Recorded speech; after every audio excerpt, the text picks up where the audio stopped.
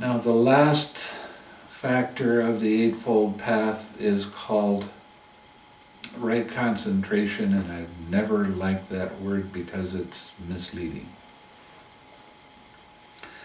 And an awful lot of people will talk about absorption, and the Buddha didn't practice absorption. Well, he did practice it when he first started out as a bodhisattva, but he didn't teach absorption concentration. He taught serenity. He taught collectedness of mind. Now, if you look up the definition of collectedness, it says that there's calm, composed, still.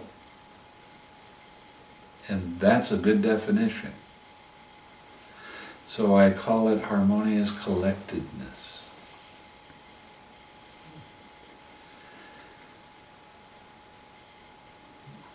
The word in Pali is Samadhi. Samadhi is a word that was made up by the Buddha. It was never used before the time of the Buddha. He made that word up. There were a lot of words to describe absorption, extreme one-pointedness. But he made up the word samadhi to mean a different kind of concentration, not an absorption kind of concentration. The kind of concentration that he was talking about is the collectedness. When people practice one-pointed concentration, their mind is on their object of meditation, and it gets stuck on the object of meditation. Now, if there's a distraction, they let go of the distraction and immediately come back to your object of meditation. They are bringing that craving back to the object of meditation.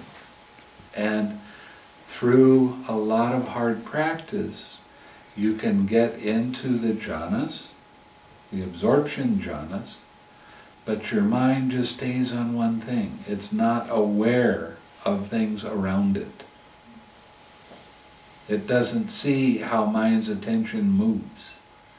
It just stays on one thing, and when it does that, the force of the concentration stops hindrances from arising. And you've heard me talk a lot about how the hindrances are important. The hindrances are a necessary part of the practice because that's where your attachment is. You have to be able to see them and let them go. Not force them to stop because your concentration is so strong.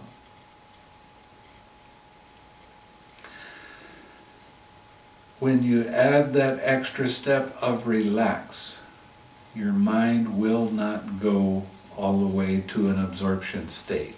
It will go into a jhana, but we like to call this kind of jhana an aware jhana.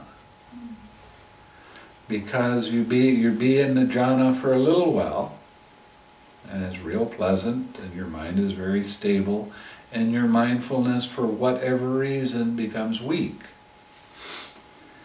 Then you have a hindrance that you have to work with. A hindrance comes up, now you got to work with this hindrance, letting it go, relaxing, coming back to your object of meditation. And you bounce back and forth with that until that hindrance gets so weak that it doesn't come up anymore. And then you'll go deeper. You'll go into from the third jhana into the fourth jhana. Or from the fourth jhana into the first arupa jhana. The hindrances help you to sharpen your mindfulness. But when you're practicing one-pointed concentration, that suppresses the hindrances. It stops the hindrances from arising. And another thing that it does is when you get out of your meditation and start walking around, you get attacked by the hindrances. You get your dislike and dissatisfaction and critical mind and all of these other things. You get them arising, but you don't really recognize it as a hindrance because you're not used to seeing it. But when you're doing this aware jhana, you are being able to recognize hindrances in your daily life when they come up.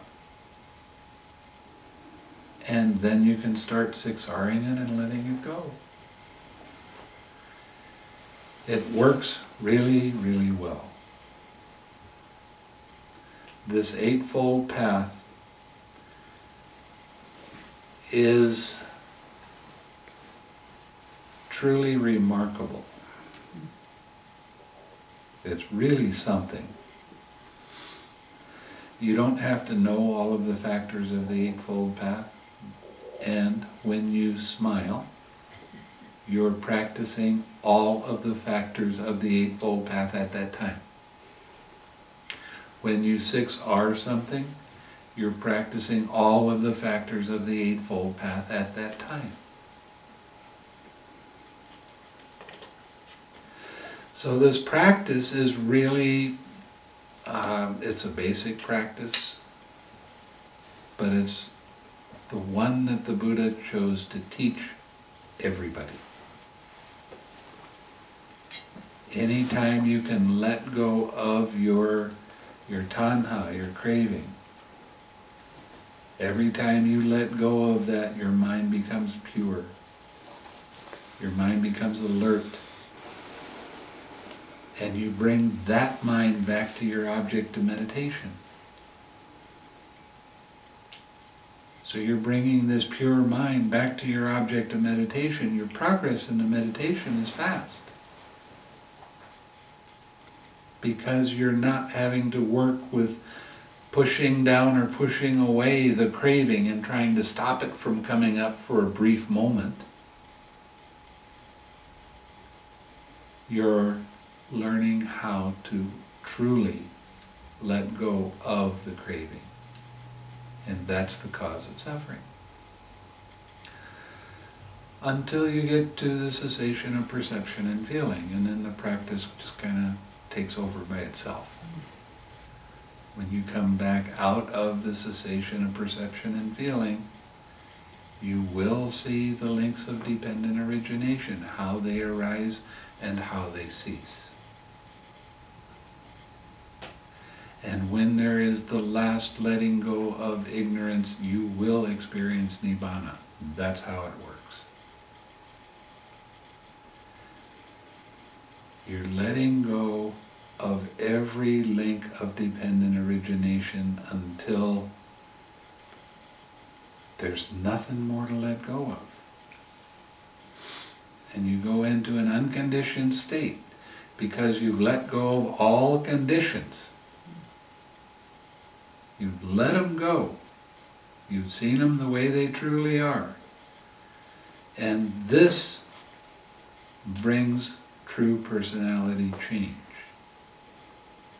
So that you can let go of a belief in a personal self. You can let go of an idea that rites and rituals are going to take you to Nibbana. You can let go of all of your doubt. Because there's no more doubt. You have that experience. There is not a doubt in your mind that that's right. Now, depending how deep you go, it depends on what stage of enlightenment occurs for you. And this is all personal stuff. I can't tell you, well, you're going to be a Sotapanna and you're going to be an Anagami. I don't know. It depends on whether you have some clinging left or not, and your merit. It depends on you.